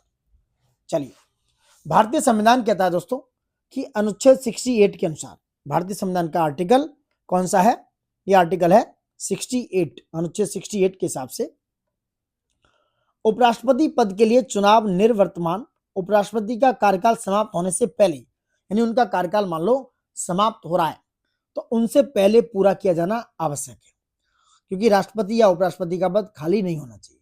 तो राष्ट्रपति और उपराष्ट्रपति चुनाव अधिनियम 1952 तथा राष्ट्रपति एवं उपराष्ट्रपति चुनाव नियम 1974 के साथ संविधान के अनुच्छेद 324 आर्टिकल है 324 के तहत उपराष्ट्रपति के चुनाव के संचालन का अधीक्षण, निर्देशन और नियंत्रण भारत निर्वाचन आयोग कौन, इलेक्शन कमीशन ऑफ इंडिया में निहित है दोस्तों। आर्टिकल 324 के तहत कहां है, इलेक्शन कमीशन ऑफ इंडिया में, ठीक है। और अगले उपराष्ट्रपति का निर्वाचन निर्वर्तमान उपराष्ट्रपति के कार्यकाल की समाप्ति के 60 दिनों के भीतर किया जाना होता है। यानी कि जो निर्वर्तमान उपराष्ट्रपति हैं उनके कार्यकाल की समाप्ति के 60 दिनों के भीतर किया जाना चाहिए, मतलब उनका 2 महीने पहले ही ये काम हो जाना चाहिए। हालांकि समय से पूर्व स्थान रिक्त होने की स्थिति में जितना शीघ्र हो सके निर्वाचन करा जाना होता है। वहीं निर्वाचित होने के लिए आयुक्त उपराष्ट्रपति के रूप में निर्वाचन के लिए खड़े होने वाले किसी भी व्यक्ति को कम से कम कितना, मिनिमम 20 संसद सदस्यों द्वारा प्रस्तावक के रूप में और कम से कम 20 संसद सदस्यों द्वारा समर्थक के रूप में नामित किया जाना अपेक्षित है। और ये पूछा जाएगा कई बार कि भाई उपराष्ट्रपति के लिए संसद ना देकर राज्यसभा दे देंगे, नहीं, लेकिन कम से कम 20 संसद पार्लियामेंट के सदस्यों द्वारा प्रस्तावक, यानी कि उनके पास 20 पार्लियामेंट के प्रस्तावक और 20 पार्लियामेंट के सदस्य समर्थक होने चाहिए। कोई भी व्यक्ति राष्ट्रपति यानी उपराष्ट्रपति तभी निर्वाचित हो सकता है जब वह भारत का नागरिक हो, 35 वर्ष की आयु पूर्ण कर चुका हो, वह भारत का नागरिक हो, चाहे कैसे भी हो दोस्तों। लेकिन यूएसए में क्या प्रावधान है, वो वहां का जन्मजात नागरिक होना चाहिए, यानी जन्म भी वही होना चाहिए यूएसए में। हमारे इंडिया में ऐसा नहीं है। हमारे यहाँ अगर आप बाहर से आके भी नागरिकता ले लेते हैं और आप नागरिक हैं इंडियन, तो आप उपराष्ट्रपति या राष्ट्रपति जी बन सकते हैं, ठीक है। तो भारत का नागरिक हो, 35 वर्ष की आयु पूर्ण कर चुका हो और राज्यसभा का सदस्य निर्वाचित होने के लिए अर्हत हो, मतलब कि राज्यसभा का सदस्य होने के लिए उनके पास योग्यता हो, राज्यसभा उच्च सदन।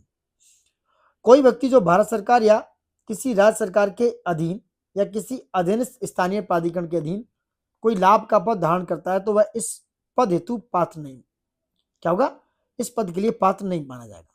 उसे कहते हैं ऑफिस ऑफ प्रॉफिट, यानी उसके पास अगर ऑफिस ऑफ प्रॉफिट है तो वो क्या होगा, वो इसके लिए पात्रता नहीं रखता है। अगर वो ऑफिस ऑफ प्रॉफिट यूज करता है तो वो इस पद के लिए पात्र नहीं होगा दोस्तों, ठीक है। चलिए आगे आते हैं। आगे क्या है, उपराष्ट्रपति का निर्वाचन दोस्तों, इलेक्शन जो है संसद के दोनों सदनों अर्थात लोकसभा तथा राज्यसभा के सदस्यों, याद रखना, और राज्यसभा के मनोनीत सदस्य भी होते हैं इसमें, याद रखना। तो निर्वाचन जो है उपराष्ट्रपति का, इलेक्शन की बात कर रहा हूं मैं, इलेक्शन जो है एमपी होने चाहिए वो राज्यसभा और लोकसभा दोनों के, और राज्यसभा के नॉमिनेटेड जो मेंबर्स हैं, मनोनीत सदस्य भी मिलकर बनने वाले निर्वाचक गण, जो इलेक्टोरल बनता है वो इन तीनों से, राज्यसभा, लोकसभा और नॉमिनेटेड मेंबर जो राज्यसभा के हैं वो भी इनसे मिलकर बनता है। उनके द्वारा आनुपातिक प्रतिनिधित्व पद्धति के अनुसार एकल संक्रमणीय मत द्वारा होता है और ऐसे निर्वाचन में मतदान गुप्त होता है।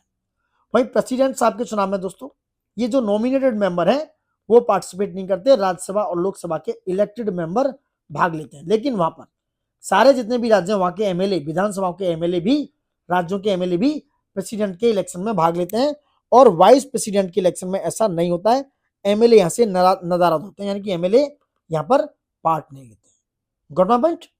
चलिए, और उपराष्ट्रपति के निर्वाचन के संबंध में पैदा होने वाले संदेह और विवाद, इनको भारत के उच्चतम न्यायालय यानी कि भारत का सुप्रीम कोर्ट के द्वारा जांच की जाती है और निर्णय किया जाता है, और उसका निर्णय, जो सुप्रीम कोर्ट है उसका निर्णय ही अंतिम होता है।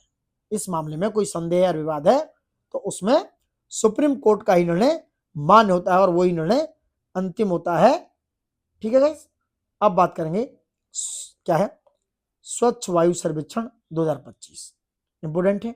अगर आपको ये सेशन अच्छा लग रहा है तो दोस्तों रिक्वेस्ट है आप सभी से, यूपीएससी 9 की तरफ से, यूपीएससी 9 के लिए लाइक शेयर सब्सक्राइब कर दें, और सेशन अच्छा लग रहा है तो एक कमेंट बॉक्स में जरूर ड्रॉप कर दें। चलिए बात करते हैं स्वच्छ वायु सर्वेक्षण 2025 पे।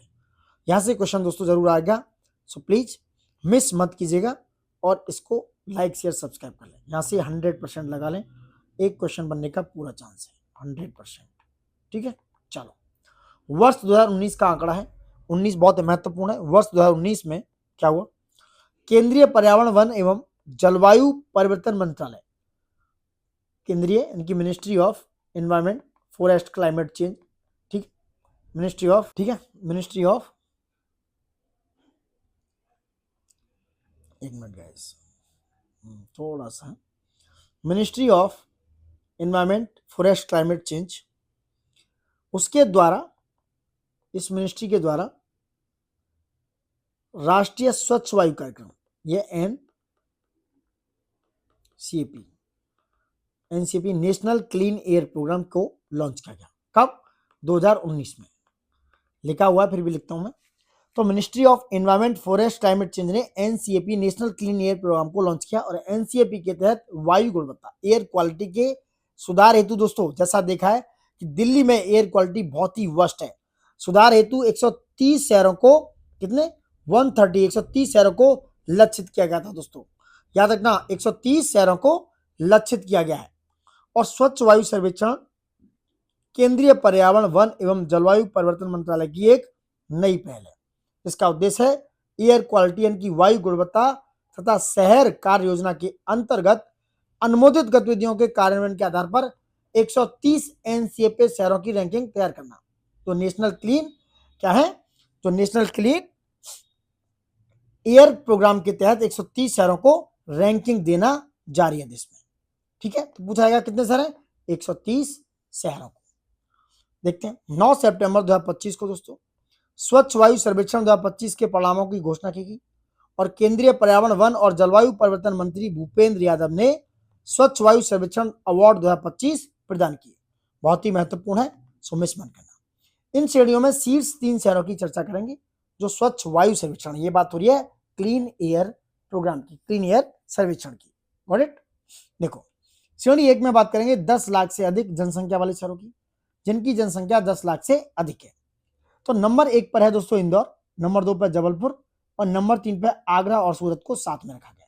नंबर 3 पर आगरा और सूरत को साथ में रखा गया, ठीक है। इंदौर मध्य प्रदेश में, जबलपुर मध्य प्रदेश में, आगरा उत्तर प्रदेश और सूरत गुजरात में। तो 10 लाख से अधिक जनसंख्या की श्रेणी में 1, 2, 3 रैंक में इंदौर, जबलपुर, आगरा और सूरत। याद रखना, ऐसे इंदौर, जबलपुर और आगरा और सूरत एक साथ हैं, तो एएस कर लो।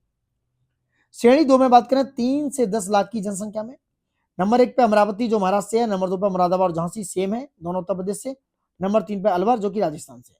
तो ये अमरावती दोस्तों, मुरादाबाद यानी कि एमजे मुरादाबाद और झांसी, और लास्ट में है अलवर जो कि राजस्थान से। 3 से 10 लाख की जनसंख्या श्रेणी में अमरावती, मुरादाबाद, झांसी और अलवर। श्रेणी 3 की बात करें 3 लाख से कम जनसंख्या में, जिसमें देवास जो कि मध्य प्रदेश में, परवाणु जो कि हिमाचल प्रदेश में, अंगुल उड़ीसा में। तो यहाँ पर है देवास दोस्तों, परवाणु है, और एक है अंगुल जो कि कहां से है? उड़ीसा से। 3 लाख से कम जनसंख्या की श्रेणी में, तो ये बहुत इंपॉर्टेंट है, याद रखना। अब बात करेंगे स्वच्छ वायु सर्वेक्षण में उत्तर प्रदेश की स्थिति क्या है। श्रेणी 1 और श्रेणी 2 में चर्चा करते हैं। श्रेणी 1 में दोस्तों आगरा को तीसरी रैंक मिली है, सूरत के साथ, देखा होगा आपने ऊपर, देखो दिखाता हूं, आगरा को सूरत के साथ तीसरी रैंक मिली है, जिसका स्कोर है, स्कोर भी याद रखना आप, तो 196। आगरा का स्कोर कितना है? 196। कानपुर को दोस्तों 5वीं रैंक मिली है, इसका स्कोर है 192.2। प्रयागराज को 7वीं रैंक मिली है, इसका स्कोर है 188। वाराणसी को इसका स्कोर 184। तो ये याद रखना, आगरा का स्कोर है 196 और रैंक है 3, कानपुर का स्कोर है 192.2 और इसका जो रैंक है 5 है, और प्रयागराज का स्कोर है दोस्तों 188 और इसकी रैंक है 7। वाराणसी का स्कोर 184 और इसका जो रैंक है 11। वहीं गाजियाबाद की जो दोस्तों रैंक है 12, गाजियाबाद, वाराणसी के बाद गाजियाबाद है, रैंक है 12 और इसका स्कोर 183। लखनऊ की रैंक है 15, इसका स्कोर है 179। मेरठ की रैंक है कितनी? 33 और इसका स्कोर है दोस्तों 156.5। तो श्रेणी 1 में इतने शहर हैं, इनको रैंकिंग दी है।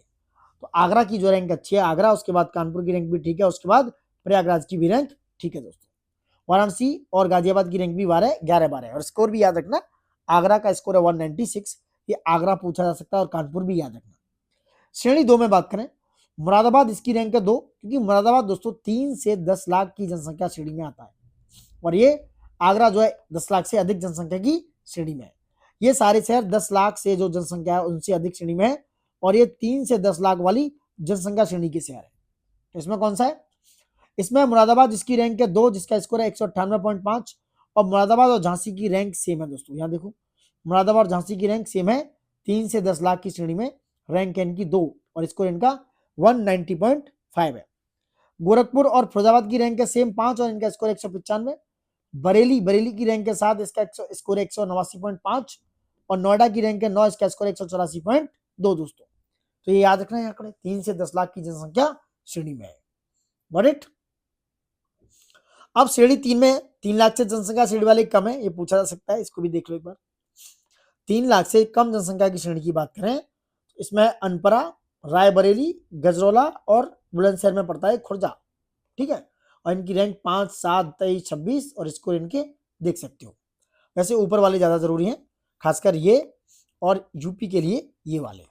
ठीक है, चलिए अब बात करते हैं NIRF रैंकिंग की। क्या है, what is NIRF? NIRF India rankings 2025। Good my point.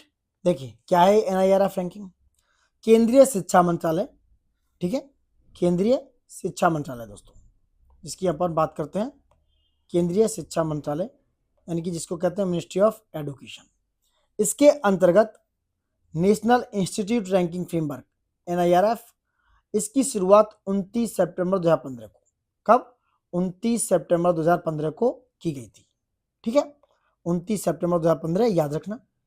NIRF देश भर में उच्च शिक्षा संस्थानों की रैंकिंग प्रदान करने के लिए एक कार्य प्रणाली की रूपरेखा तैयार करता है और इंडिया रैंकिंग्स का प्रथम संस्करण अप्रैल 2016 में जारी किया गया। कब? इस अप्रैल, ये पूछा जा सकता है, ये डेट बदलकर अप्रैल 2016 में इसका प्रथम संस्करण जारी किया गया और 29 सितंबर 2015 से शुरुआत हुई है। वहीं 4 सितंबर 2025 को केंद्रीय मंत्री धर्मेंद्र प्रधान जी ने NIRF रैंकिंग 2025 जारी की और यह देश के उच्च शैक्षिक संस्थानों की रैंकिंग है, यानी कि ranking of higher educational institutes, और यह इंडिया रैंकिंग का 10वां संस्करण है। तो पूछा जाए तो कौन सा संस्करण है? इंडिया रैंकिंग्स का 10वां संस्करण। इसमें 9 श्रेणियां हैं दोस्तों, 9 श्रेणियां। कौन सी? 9 श्रेणियां, कैटेगरी है इसमें। कितनी? 9 श्रेणियां हैं और इसके अंतर्गत उच्च शिक्षण संस्थानों को रैंकिंग जारी की गई है। नंबर 1 है समग्र ओवरऑल, नंबर 2 कॉलेज, विश्वविद्यालय, यूनिवर्सिटीज हैं, अनुसंधान रिसर्च यानी कि रिसर्च के लिए, नवाचार के लिए, राज्य सार्वजनिक विश्वविद्यालय, मुक्त विश्वविद्यालय। तो ओवरऑल इसमें 9 श्रेणियां हैं। ठीक है, उल्लेखनीय है कि इंडिया रैंकिंग्स के तहत 8 विभिन्न विषयों के अंतर्गत भी संस्थानों को रैंक प्रदान की जाती है। वहीं बात करें ओवरऑल श्रेणी में, समग्र श्रेणी में दोस्तों लगातार 7वें वर्ष 2019 से 2025 तक IIT मद्रास का प्रथम स्थान बरकरार है दोस्तों। 2017 से 25 तक IIT मद्रास नंबर 1 पर बना हुआ है समग्र श्रेणी में, ओवरऑल कैटेगरी में, याद रखना। वहीं अभियांत्रिकी यानी कि इंजीनियरिंग विषय में IIT मद्रास की लगातार 10वें वर्ष 2016 से 25 तक लगातार 10 ईयर्स हो गए इसको। कितने? 10 ईयर्स, ये इसका प्रथम स्थान प्राप्त है। वहीं विश्वविद्यालय श्रेणी में जो कि यूनिवर्सिटी श्रेणी में भारतीय संस्थान बेंगलुरु, जो ISC बेंगलुरु को लगातार 10वें वर्ष प्रथम स्थान प्राप्त हुआ है, लगातार 10वें वर्ष दोस्तों, 10th टाइम। और यह संस्थान अनुसंधान संस्थान श्रेणी में लगातार 5वें वर्ष 21 से 25 शीर्ष पर रहा है। यह संस्थान जो है अनुसंधान संस्थान श्रेणी में, कौन? ISC बेंगलुरु। वहीं IIT मद्रास द्वारा इस वर्ष पहली बार शुरू की गई सतत विकास लक्ष्य श्रेणी में शीर्ष स्थान पर है दोस्तों। IIT कौन सा? मद्रास। ये IIT जो मद्रास है वो SDG सस्टेनेबल डेवलपमेंट गोल्स की जो श्रेणी है उसमें भी शीर्ष स्थान पर है। मैं बात करें शीर्ष 5 स्थान इंडिया रैंकिंग्स 2025 के, नंबर 1 पे है IIT मद्रास जो चेन्नई में है, इसका स्कोर है 87.31। दूसरा है भारतीय विज्ञान संस्थान IISc जो नंबर 2 रैंकिंग पर है, IISc बेंगलुरु जिसका स्कोर 85। और तीसरे नंबर पर IIT बॉम्बे जो मुंबई में है, इसका स्कोर है 81.62 दोस्तों। Got it. चलिए नेक्स्ट बात करते हैं। चौथे नंबर पर है IIT दिल्ली जिसका स्कोर है 80.67 और नंबर 5 पे यूपी, याद रखना। IIT कानपुर जिसका स्कोर है 77.25, स्कोर याद रखना इसका 77.25 इसका स्कोर है दोस्तों। ठीक है, 77.25 किसका? कानपुर का। और ये IIT कानपुर रैंक है इसकी 5। ठीक, ये पूछा जाएगा। चलिए अगर ओवरऑल बात करें इंडिया रैंकिंग्स में उत्तर प्रदेश के संस्थानों की, नंबर 1 पर IIT कानपुर है, यानी कि नंबर 5 है ओवरऑल में और इसका स्कोर है 77.25। वहीं बात करें बनारस हिंदू BHU की बात करें, BHU क्या है? बनारस हिंदू विश्वविद्यालय की बात करें तो जो BHU है दोस्तों, BHU की रैंकिंग है 68.71 और रैंक है उसकी 10। एएमयू की रैंक है 19, आईआईटी बीएचयू की रैंक की रैंक है 31, एमटी की 37, बाबा साहेब भीमराव अम्बेडकर की 69, किंग जॉर्ज मेडिकल कॉलेज की ये केजीएमयू है, केजीएमयू 83 और 85 है शिवनाडर की, और 99 है मदन मोहन मालवीय प्रौद्योगिकी विश्वविद्यालय गोरखपुर में है। ठीक है, तो इन सारों की रैंक याद रखना, इनके स्कोर खासकर इनके देख लो, अलीगढ़ एएमयू के 63, आईआईटी बीएचयू का 60.03। ठीक है, अब आ जाओ इंडिया रैंकिंग्स 2025 विभिन्न श्रेणियों में शीर्ष स्थान प्राप्त संस्थान, ये श्रेणी है और ये प्रथम स्थान प्राप्त संस्थान है दोस्तों, श्रेणीवार है ये, श्रेणीवार। वही बात करें विश्वविद्यालय श्रेणी में दोस्तों, तो विश्वविद्यालय श्रेणी में भारतीय विज्ञान संस्थान बेंगलुरु यानी आईआईसी बेंगलुरु जो कर्नाटक में है उसको प्रथम स्थान प्राप्त हुआ है। वही बात करें कॉलेज श्रेणी में हिंदू कॉलेज दिल्ली को, अनुसंधान श्रेणी में आईआईसी बेंगलुरु कर्नाटक को, नवाचार श्रेणी में आईआईटी मद्रास इनोवेशन में, मुक्त विश्वविद्यालय में इग्नू नई दिल्ली, कौशल विकास श्रेणी में सिम्बोसिस जो कि पुणे महाराष्ट्र में, राज्य सार्वजनिक विश्वविद्यालय श्रेणी में जादवपुर विश्वविद्यालय कोलकाता पश्चिम बंगाल, और सतत विकास ये नई श्रेणी यहां से पूछा जा सकता है, सतत विकास लक्ष्य संस्थान श्रेणी में आईआईटी मद्रास को प्रथम स्थान प्राप्त हुआ है।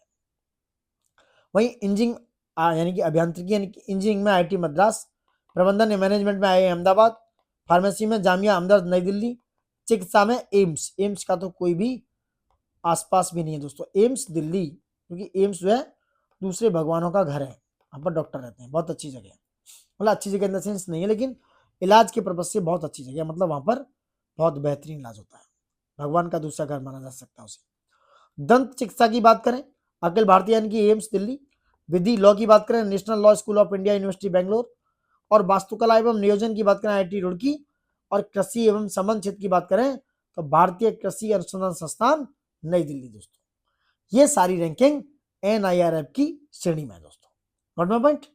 चलिए आज यहीं तक हम स्टॉप करते हैं, नेक्स्ट बात करेंगे दादा भाई नौरोजी की 200वीं जयंती से आपके साथ बिल्कुल सिलेबार 20 बार चर्चा होगी, डिटेलिंग के साथ चर्चा करेंगे। अगर सेशन दोस्तों आपको अच्छा लग रहा है तो प्लीज लाइक जरूर दे दें, एक लाइक ठोक दें, शेयर सब्सक्राइब कर लें और अपने दोस्तों के साथ जरूर शेयर कर लें।